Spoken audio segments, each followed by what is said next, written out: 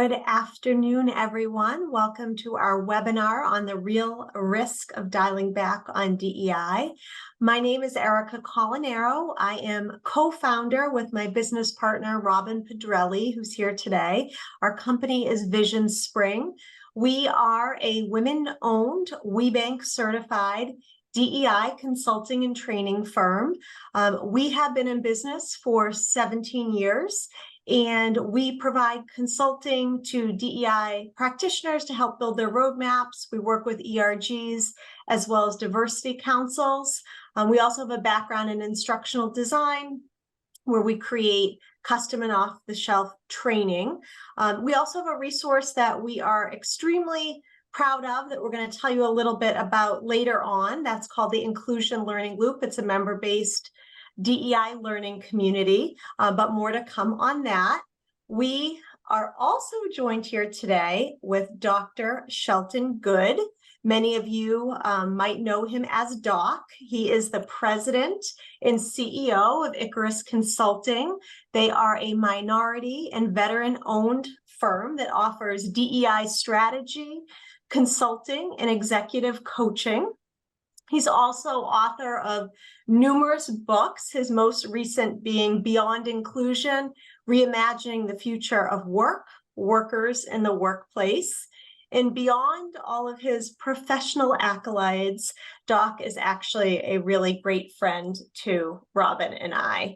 We have known each other, I hate to admit it, but it's been over 20 years.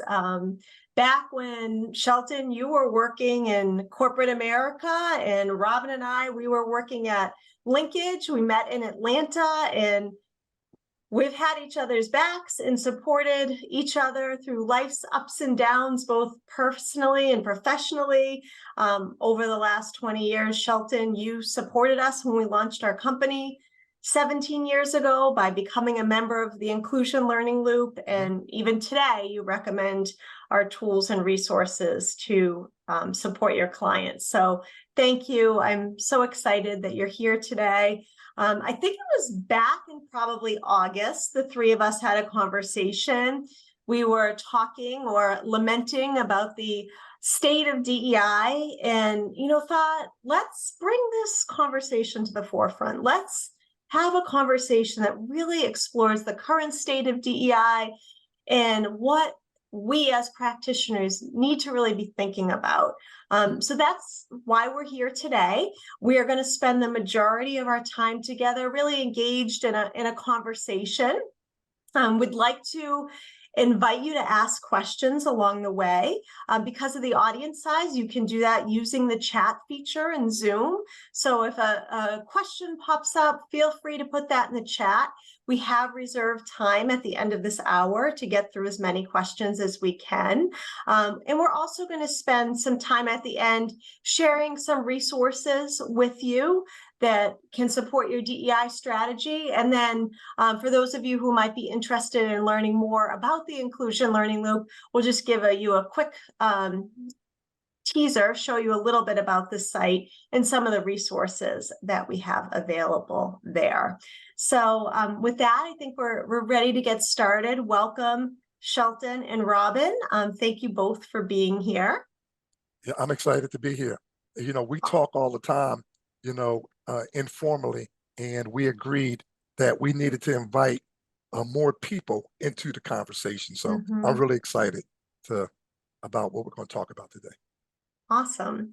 Great. So, I think we can acknowledge that the DEI field, we've certainly seen its share of ups and downs over the years. The DEI has evolved. I think when we met, we were only talking about the D, but I think the last 5 years has been particularly challenging, somewhat of a roller coaster ride. And Shelton, I'd like to ask you, how would you describe what's happening in our space right now? What is the current state of DEI? Yeah, so I think everybody already knows that a lot has changed. And so if you think back to the summer of 2020, where we saw, just a horrific summer and then we saw the reaction to that. I mean, you guys, we're very busy helping companies and community, and even the entire country, deal with what was happening in 20. I think what is happening today, though, is a direct result of that. We see several states, um, their governors, their attorney generals, basically attacking the work that we have been doing for well over 2 decades, which is simply trying to create a workplace where everyone can come and contribute their very best talents, that they can grow, that they can thrive, and so that they and the company can benefit. Mhm. We for 20 years we've been working on trying to help companies understand that you have to be very intentional about realizing you've got a workforce made up of people from a lot of different backgrounds, and you have to be very intentional to get them to work together um, for the benefit of the company. Trying to make sure that workplaces were had policies that were fair and were applied fairly, and applied consistently, making sure that people felt like they had access to mentors and coaches and allies and the tools and resources they needed to do not only their current job, but prepare them for their career ambitions. Who doesn't want that? Hey, who And could have now a problem with that? we find ourselves attacking that. And Robin, I don't understand it. I No. simply don't understand it. Outside of the political realm, from a business and organizational perspective, I don't understand it. Do you? No, I don't. I don't understand. And this whole like war on woke is, I don't get that either. Like, what's the other side of that? You're asleep at the wheel. Like being woke is a bad thing. I don't understand it. And I think, one of the things that brought us together was the people like us doing this work, trying to help their companies and the people in those companies be the best version of themselves. They're fatigued. They feel like Mhm. they're in, Mm. uh, uh, I'm hearing things like, I feel like I'm in a war. I feel like I'm in a battle zone. Yeah. Well, sure, it was when we first started this, we had to do a lot of education so people understood the difference between the focus of this work and affirmative action. Sure, there was some initial resistance, particularly when white males didn't see themselves in this work, but we made so much progress and had so much and had brought so many more people into the conversation and off the sidelines to be allies in 20 and 21. And then it's like all of a sudden, you know, Yeah. um, we get this organized attack and resistance and the weaponization of DEI. Yeah. Yeah. Robert, why is that different now? We have seen ups and downs and opposition in the past, but what makes this so different this time around? Robin, what you think? I think, I mean, yes, we have seen ups and downs, right? It's, motivated by the economy, by social pressure for change that inevitably cools down. But I agree, Shelton, with exactly what you're saying. It just feels so different now. I feel like there's a divisiveness that's really motivated in large part by the political environment that we're living in. Mhm. And to your point, like 15, 20 years ago, when we were dealing with pushback and resistance, it was more about building awareness, helping people Right. understand what this work was all about, why it was important. I remember constantly having those conversations about it's not just the right thing to do or the nice thing to do, that there's intrinsic ROI to this work. But it just feels really different. The opposition, it feels more anger fueled and divisive.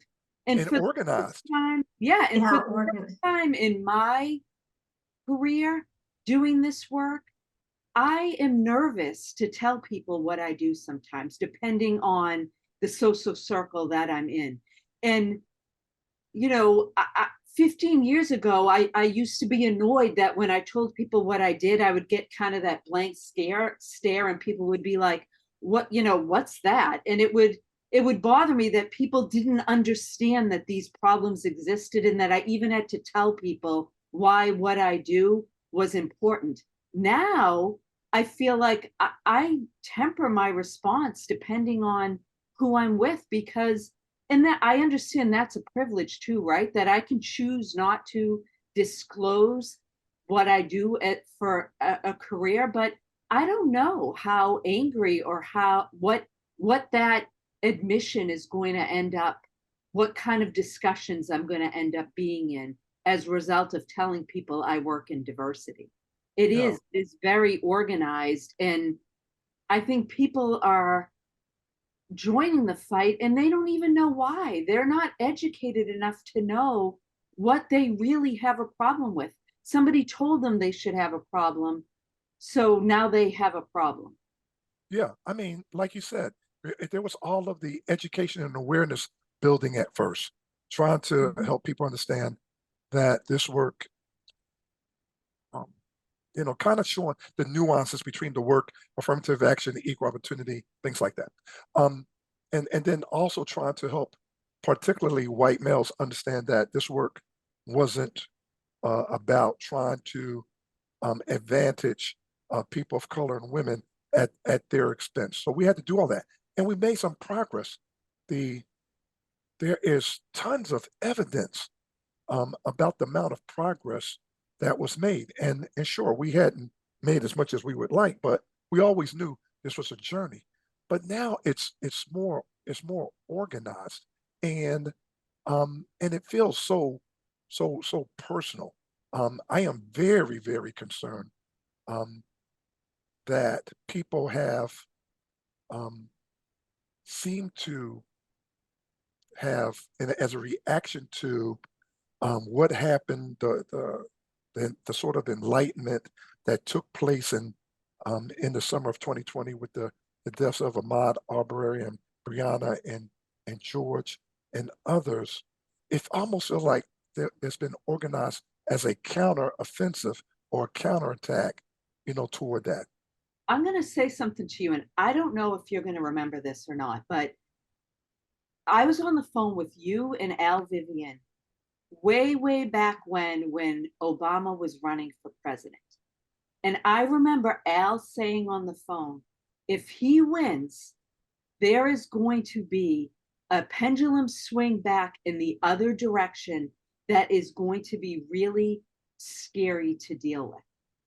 Like, people are not going to be able to handle this. There is going to be a reaction to him being president, that we're going to see things we haven't seen since the 60s. And I remember him saying that and me thinking, oh my God, I hope he's not right. But he was right. I really think that this is a reaction to the fact that we had made progress. Yes, yes, a lot. We had, and Yeah, that didn't sit real well with a lot of people. yeah, yeah, well, right. So it caused anxiety, it caused fear, it caused uncertainty, certainly, in addition to anger. But people are sitting. I'm sure some of our participants and audience members, even some of our clients that are joining us today, will say, "Well, wow, did we not do a good enough job telling our story?" For an Mhm. example, I look at my former employer, Georgia Power. I remember when we started this work with them in 2000, and now 23 years later, the president of Georgia Power was a female, the first ever, and the CEO of Southern Company is an African American male. And I know firsthand, and those individuals know firsthand, that sure, their talent was there, but because of the work that we did intentionally to change the culture and to change some things at Georgia Power and the rest of the companies that make up Southern Company, there were tangible results. And we can go case study after case study. So whether or not I think some of the reaction we're seeing is because of those sorts of results. Yeah. Yeah. Yes, I think, yes. I also think, at the risk of, I don't want to get too political here, but I think that political correctness had its positive impact, right? When we were made to feel like it was not okay, even if we thought these things, we weren't allowed to say them or express them in certain circles. So political correctness dictated that we needed to be civil to one another. And that civility, it enabled us to build relationships and maybe even change our hearts and minds. When we're civil and kind to people, they tend to reciprocate with civility and kindness. But in the last 7 years, it's become acceptable to be disrespectful, rude, obnoxious, to say the most hateful things. It's become okay to do that. And when we're hateful, we, just like when we're civil, we're returned with civility. When we're hateful, we get that back. And there's been an erosion of this ability to understand people, to have civil conversations, to be kind to each other. And over time, it's just eroded. We got to a place where, we elevated it, and in a very short time, we just took all of that away. And I think that is part of what we're dealing with too. And that's probably why we're seeing at Icarus an increase in the number of our clients who have asked us to help them deal with that. And so, helping leaders in particular get more comfortable, confident, and competent, engaging in conversations that for years they never had to talk about. Why? Because we told people we don't talk about race, religion, Right. politics at work. And what did we do? What have we done in the last 3 years? We focused on psychological safety, and we told people we want you to share with us the things that you're feeling and experiencing at work. But what we have to do is do a better job of helping leaders in particular create a safe and healthy and respectful environment and forum for those conversations to take place. And at the top of the skills list, has to be listening with empathy. Yes. And I know that's hard. When the person sitting across from you is saying something that makes your blood boil, but to listen and to find out where that common ground and listening with empathy for understanding, I think that's the number one skill to deal with the number one challenge. Yeah.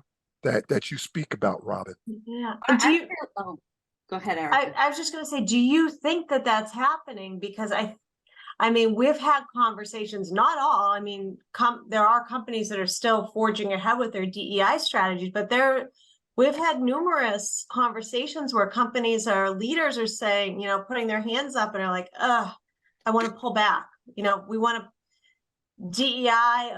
No, it's safer to pull back. We know what's driving and motivating that, but what are those factors where it's easier to be like, let's just pull back and go the easy route? Robin, you want to take that first? I think leaders are scared. You say we need to create these safe spaces, but how do we do that right now? Social media it's scary. I think that there's a lot of fear of social media fallout. I think the perception is that any stance we take on this topic or any public work that we do in this DEI space is met with opposition on both sides of the fence, right? You're either not doing enough from one perspective. No matter what you do, you're being criticized for not doing enough, being performative. And on the other side, for the same exact thing, you're being accused of reverse discrimination. And to Erica's point, it feels a whole lot safer to do nothing and just hope that you can fly under the radar than put yourself out there and potentially come under attack. And I think a lot of companies are pulling back. I think a lot of leaders are staying out of the conversation because of that fear and because of political rhetoric. But I just want to stress this next point. I think it's really dangerous to cave into rhetoric that paints DEI as reverse discrimination or showing favoritism to certain groups at the expense of others. It's counterproductive. And it actually ignores the fact that DEI programs, they help members of historically dominant groups as well, right? Diverse and inclusive workplaces make better places to work for everyone. And I feel like we've lost sight of the fact that it is diversity by definition is for everyone. Inclusion by definition is for everyone, but we're so caught up in the fight that we're not making constructive arguments anymore. And I'm glad you said that. I'm glad you said about the constructive arguments, because people says, oh, we've got to resist. We've got to fight back. What we have to do is tell us is be brave, be courage, show some resilience, show some perseverance. And I know, to all my brothers and sisters out there in the struggle, I know how tough it is. But this is not the time to get tired, to get fatigued, to get frustrated and quit. This is a time to stand up and to tell the story. And now more than ever, all the family must be together. We've got to tell the truth. We have to tell the story. We have to be very specific. We have to give very specific examples. And by doing so, maybe we will be examples and models for those that we work with. Particularly clients who, like you said, say, well, and we've had several that have said, hey, let's put a pause. Let's not go ahead and post that DEI leader position right now. Let's wait for some of the dust to settle. And that's a courageous conversation. It's called courageous, not safe. That's that's when I have to say no, sir. But oh my God, when we're like, before you knew you'd be doing battle with the people who were on the other side, right? But now I feel like we're doing battle with people on our side. You mean people that's doing the work that? Yes. Say more about that. I feel like that what's happening on social media is dangerous, right? That people who engage in social media, we need to acknowledge that they're probably there because they're looking for a fight, right? Or we're staying out of the conversation entirely because we don't want to engage in a fight. We want to stay away from that. And neither of those options is going to get us where we need to go. I feel like this work can be frustrating. I understand we're not getting there any place close to near fast enough. And because of that, people are angry and frustrated and lashing out. But alienating people who want to be allies to this work is foolish. Even if they get some things wrong, we're attacking people on our side. It's like going to war and telling half your army to just sit this one out, right? We're outnumbered and we've got really big guns pointed at us right now, but we don't want your help, right? So instead of attacking people because they lack understanding, or maybe they'd said something that you felt was offensive or hurtful.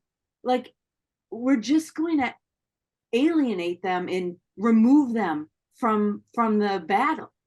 But instead, if we were more respectful in the way that we approach people, that we'd all be better off for it. The goal really should be to keep people engaged that want to be engaged, not push them away. Yeah, and Right. and again, I couldn't agree with you more. And I think I'm so this is. I hope this doesn't sound political because I certainly don't mean it that way. But I point out the progress we were making when we were expanding, when the conversation expanded out from race, gender, and generation, and we really started to be allies and advocates to our brothers and sisters in the LGBTQIA community, and started advocating for their civil and human rights. When we expanded the conversation out to our brothers and sisters who are differently abled and said, how is it that, we are still talking about accommodations when really we're talking about full employment and leveraging their skills and abilities?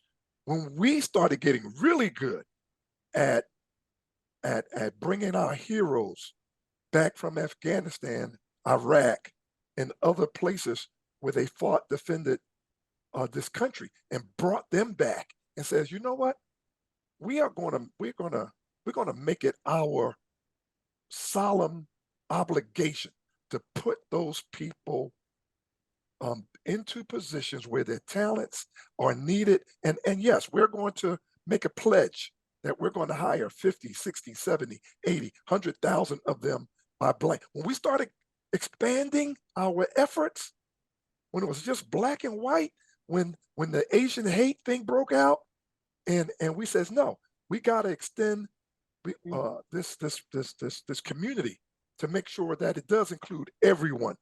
When we started going north of the border, or not even north of the border, but when we started talking about bringing in indigenous and other people who were not a part, that's when the other side said, and when I say the other side, people opposed to this work started becoming more organized, and that's what's different. But I'm not going to give up. I'm not going to give up. I mean, We can't give up.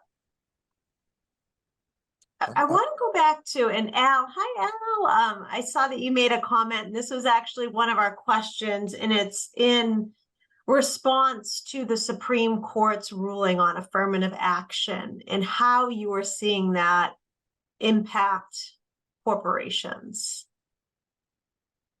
yeah, this is an area that's near and dear to my heart. This is what my PhD is in, which is affirmative action as a public policy. In one of my books, Winter in America, I talk about the backlash that we're now seeing. To me, again, this is, and I don't want to make this out too long, but the Supreme Court decision, the attorney generals coming together in a coalition, is just evidence. It is hard evidence of how organized and how serious people that are against the work that we're doing. And again, I don't care if you call it DEIB or element of Z. The work that we're doing, trying to have healthy workplaces that can be the best versions of themselves, so people can contribute their best talent. Who doesn't? You have to ask yourself, who would be against that, and why? And so I don't want to, I really don't want to harp on the other side and the fact that how organized they are. We see them, we see their efforts. They're very explicit, and we have to just do a better job remembering that what we're doing is noble work, and that we need to lock arms and have each other's back. Yes. Just like I've had you guys back, you guys have had my back. We have got to remind the family what we're trying to do. Yeah. Yeah, and I see Robin Pollock also made a comment on the Supreme Court ruling. saying that, you know, people are using this as an excuse, as a way out. And I agree with that. We've talked to a lot of different people who are saying, you know, leadership in the organization is using this as an excuse. You know, they weren't all that interested in DEI in the first place. In 2020, they felt forced into it. And now they have license or that excuse to pull out of the work, and they can just lean on that ruling, as a way to, you know, somehow protect or shield themselves, from any kind of fallout from that decision. And I think that's an important thing, to recognize and acknowledge, that some organizations are using that as a way to pull out and pull back. Mhm. Yeah, and I would agree with you, Robin, that is an excuse that many organizations are using. And we hear like, well, we need to pull back because we're unsure of what can happen and the legal ramifications to our organizations. We don't want to get involved in that, get involved in lawsuits. But let's talk about what are the risks actually of pulling back on DEI? Hey, Robin and Erica, can I take a point of privilege? One of our longest and dearest friends has joined the chat, and Al Vivian. He's has joined us. Al, we've all known each other for decades. Why don't we have Al come on mic and answer that question, Erica? And Al, I referenced you earlier. I didn't even know you were on the call, and I was talking about a conversation we had so many years ago. Al, if you're there and you're available and able, at least come on, Mike. Erica, why don't you ask that question again? Yeah, I was just asking, like, you know, we hear the pushback around fear of lawsuits and legal ramifications, but what is the real risk to organizations on pulling back on DEI? So hi everybody. So I feel Hey, bad Al. I'm in now. So after the group of attorney generals got together and did their letter sending out to major corporations saying that they're going to come after companies that are using quote unquote affirmative action for the most part in the corporate world, that they were going to come after them. Many corporations, and there are three I know of, I'm not going to say names, but three organizations I know of, big corporations that are seriously wanting to do something but are afraid to do something because they don't want to get caught up in the lawsuits, because that will take a lot of time, and because they have a lot of government clients. Yes. And if you have government clients, you don't want to tick off government. And especially if you do operations in Texas and Florida and a few other states like that, who are really pushing against pushing against DE&I. So you have some holding back for that reason, but the reality is the vast majority of corporations never really wanted to do this work in the first place. They got pulled into it. Then when they started seeing that there are some benefits to it, then they wanted the benefits, but they did not want the pain that goes with those benefits. And so this has become their way of not really having to put themselves out there, and they can back off of the programs. And they'll even look courageous when they do anything in DE&I. So it makes them look good to do very little and don't have to do the big push. I would also say that you will notice a lot of the pushback got stronger when two things happened. One was Donald Trump being elected. And I don't mind getting political, because you can't have an honest dialogue about diversity politics. Agree. So when he gave rise to the voice of many, that made it a little bit harder for corporations to really step out there. But that happened. And then also when you heard the talk about equity is when you started getting some pause as well. Because it's okay to talk about having diversity and having an inclusive environment. When you're talking about equity, making things really, really fair, that's when you started really getting that big pushback. So much so that's why some are saying diversity and belonging, or diversity, equity, and belonging, diversity, inclusion, and belonging, and trying to avoid the equity piece, because equity would mean making sure there's equitable representation at every level of the organization. And corporations don't really want to do that because those at the top are afraid that means they're going to be pushed out. And so it's all about making people understand that you can do this in a way that doesn't push people out. So for me, and this is the last thing I'm gonna say, I'm gonna try to shut up after this. But so one of the benefits of being trained in this field by a guy that served on Martin Luther King Jr.'s executive staff, my dad, I asked him very early on in the training, when he was training me, how did you change the most powerful nation in the history of the world without firing a single shot or throwing a single punch? And his response was, it was very easy. You hold people accountable to what they say they value. He said, and at the time, it was trying to get white America to treat people of color, African Americans in particular, in a fair way. He said, so we took the two documents that white America firmly says it believes in, the Constitution and the Bible. If you ever go back and listen to any speech by King or anybody that served on his team, every single one of them, every argument was about those two documents. You say you love the Lord, you say you value Christianity, we do too. It says, love thy neighbor as thyself. The things you're doing to us is not loving thy neighbor. King did his letter from Birmingham jail to white churches, saying that you're not being there for us when you say you're my brother and sister. The other set of the arguments was based upon the Constitution. The Constitution says we're all entitled to the same rights and freedoms, but yet you're denying us right to, to extra, you name it. And so using what organizations say they value is what makes this work. And so you got to keep pushing them on their core values, which Robin and Sheldon, so we had to do when we first came on board with doing this work, is getting organizations to live up to what they say their core values are. Yep. Just keep holding them accountable to their core values, pushing that. And the beauty is, back when I started doing this work, 32 years ago, all people wanted to know is how do you keep me out of court? How do I avoid a lawsuit? That's all they wanted to know. And so you keep selling the business case. The beauty is, back then, we could say all these things were going to make them money, but we couldn't prove it. Yeah, now we can. Now we got it. Now everybody, Ernst & Young, Harvard Business Review, you name it, McKinsey and Company, all of them are saying that this makes corporations money. You keep making them realize that if you don't do this, you're not going to make as much money. Hold on to the demographic case, push the demographic change and push the business case, and they're going to have to fall in line. And those that don't will not be able to make it, because the competitors who do grab hold of that will eat their lunch. And now I'm shutting up and going in the background. You are not.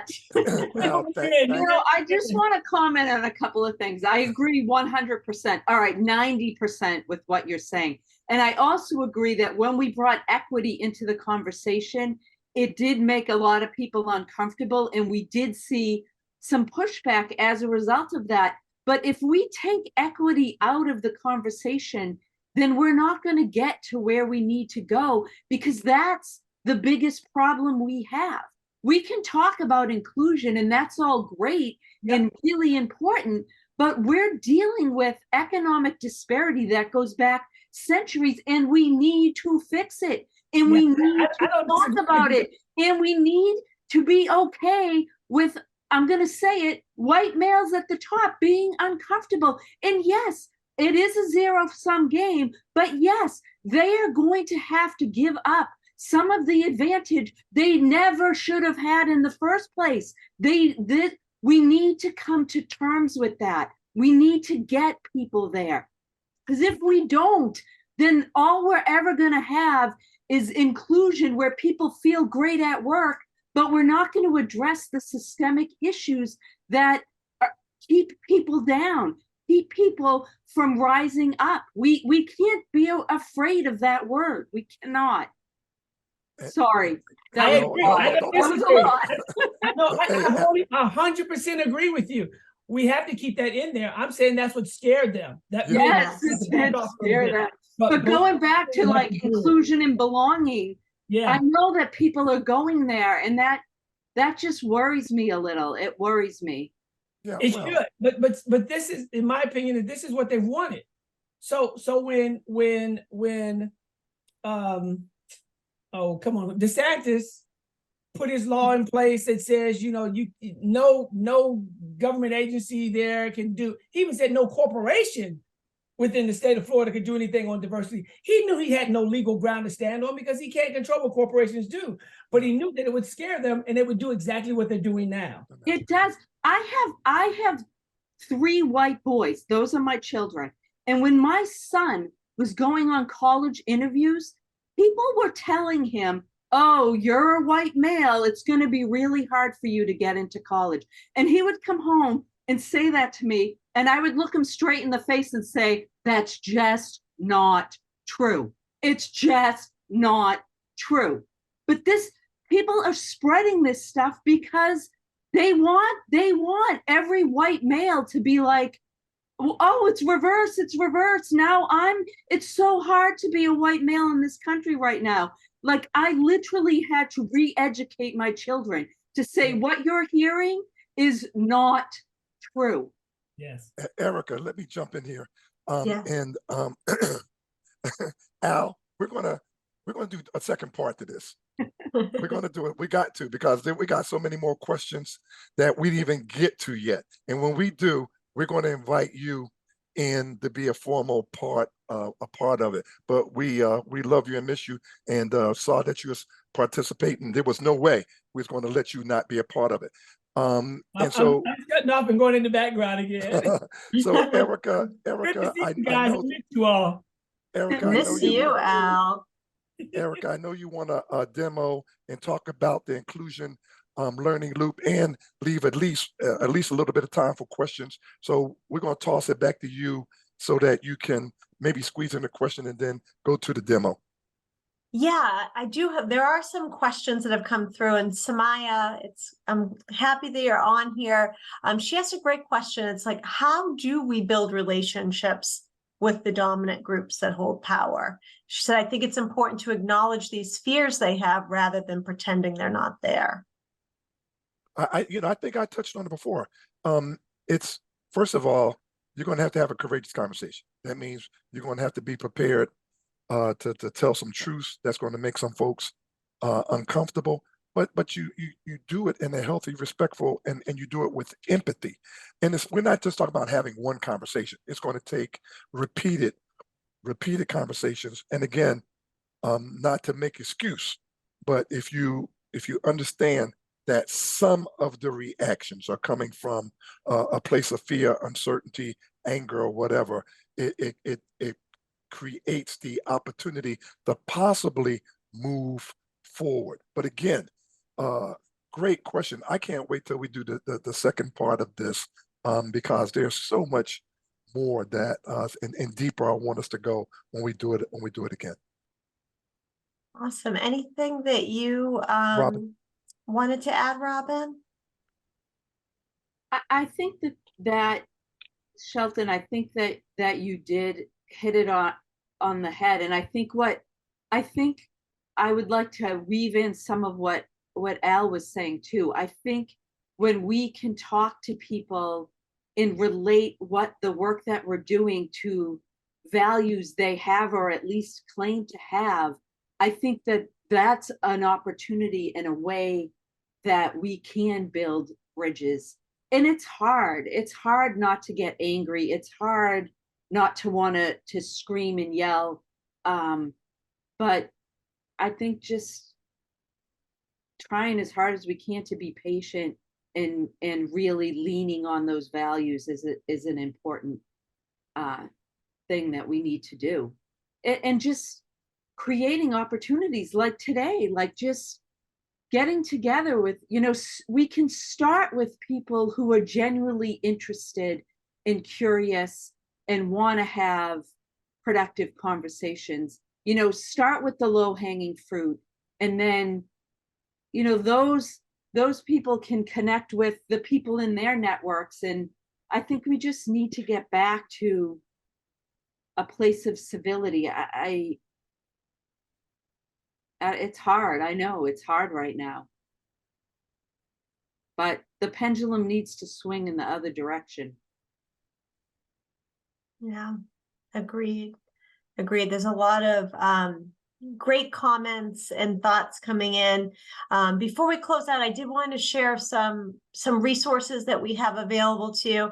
I know, I mean, Robin and I, we've built our business. Shelton, I feel as though you have too. It's built on relationships, and our philosophy has always been about building bridges, seeking to understand, having those open, courageous conversations with empathy and active listening, not to come and attack someone straight on. So if you are interested in additional tools and resources, we have a section on our website, on the Vision Spring website, that we share some of our content, because we believe, we obviously believe in this work.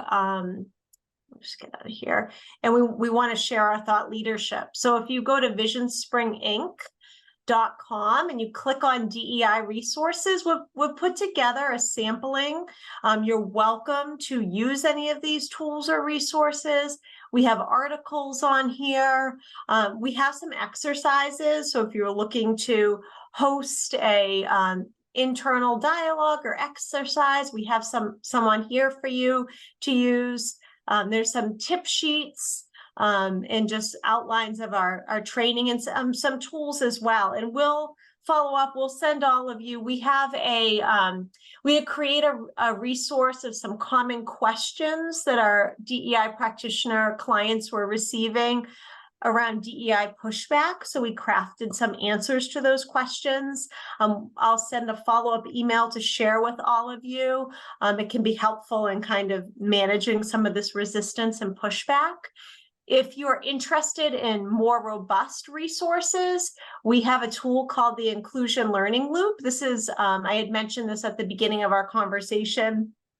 We launched this 10 years ago, and it was really at a time where DEI budgets were being cut, people resources were being cut, and we were working with a couple of clients. We were doing training for them. We were building internal DEI conferences, and they didn't have the money or the people to be able to provide their employees with continuous learning.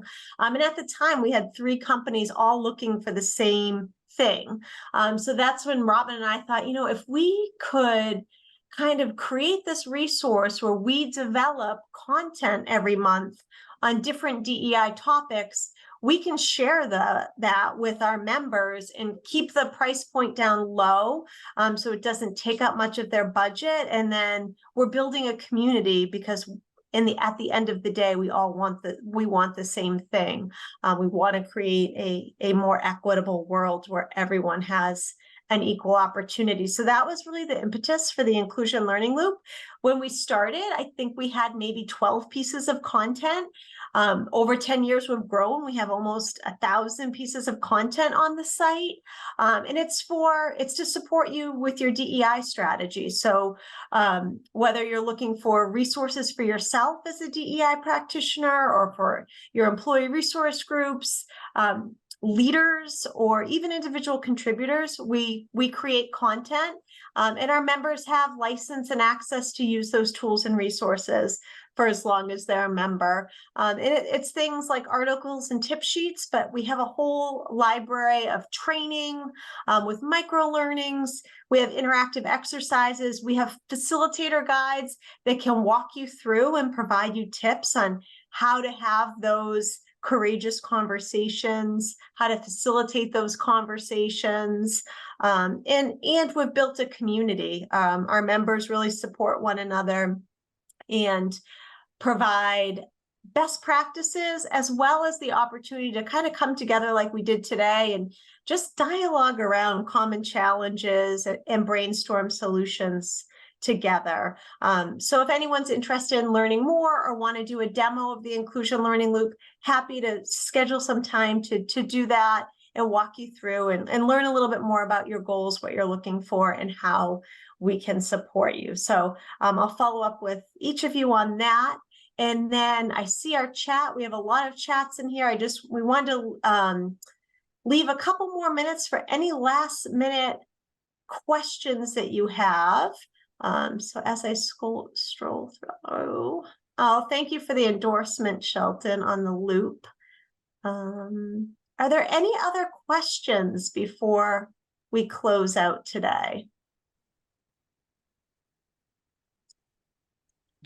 Erica, I've got to amplify the inclusion learning loop. I have recommended and will continue to recommend it for all of Icarus clients because it's just not for the D&I leader. If you are a council leader or a council member or an ERG leader, ERG sponsor or whatever, you've created a peer-to-peer real-time community that could I don't know, most of the feedback I got from my clients was, oh my gosh, I was just about to create a scorecard. There was a scorecard out there that I saw came from a company that was just like my company. And that saved me probably 40 hours of work. And if you're 1 deep, 2 deep position, you don't, every hour counts. This is a Yes. real-time, peer-based, not made up of, not make pretend or tools that you can apply. You can, with 1 click, you can be using it within 5 minutes. So again, member-based, I just believe it's a resource that you can't, you should take advantage of. Thank you. Thank you. Yeah, everything we create, we want there to be practical application. There's so much great research, so much great data out there, but then what do you actually do with that? What tools and resources can you take to actually start to change cultures and change behavior? So that's really kind of our philosophy in everything that we create. So thank you again for your support over the years. Really appreciate it. And thank you to all who joined. This was a great conversation. We have talked about doing this again. When I end this session, there's going to be a little survey that pops up. Would love your feedback. If this was helpful, what topics would you like us to discuss in the future? And how often would you like to have these conversations? So thank you all for joining today. Thank you, Shelton. Thank you, Robin. It was so good to see so many of our friends who've been working in the space alongside us for decades. So Al, let's catch up. I miss you. And thank you, everyone. Enjoy the rest of your day. Thanks, everyone. Thank you, everyone. And really great comments. I wish we could read all of them. There's some really great, insightful things in that section as well. Yeah, Dr. Taina's session, we're going to bring you into conversation on one of these future ones as well. So many great people in the community. So many great people. Thanks, everyone. Thank you.